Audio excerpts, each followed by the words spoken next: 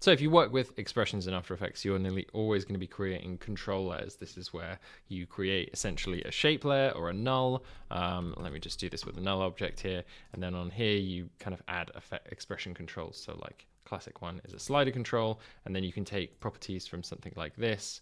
I don't know. I can't think of something right now. And then you need to open this and then pick whip stuff. And then basically you're controlling stuff from that null so that you don't have to toggle down everything all the time. Now, that's a ridiculous setup that I just set up there.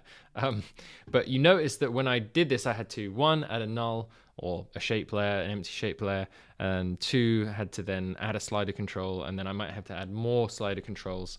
And the thing is, I'm always just creating a basic control layer with one or two or three slider controls. So I've just created a script that is called create control layer. So if you run it, it's called control layer, and it just creates an empty shape layer called controls at the top with three sliders on it.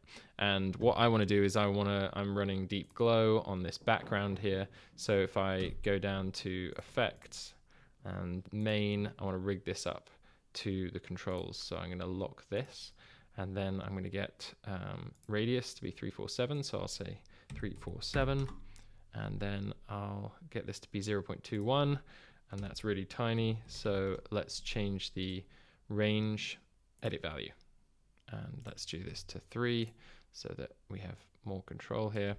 And now let's pull this to this one and this to this one.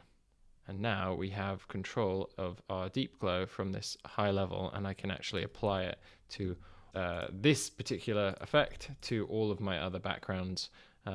So yeah, that's a pretty standard setup, the last part, but the first part of creating this control layer is speeding me up the load. So you can find this, as always, on jackvaughan.com/tools.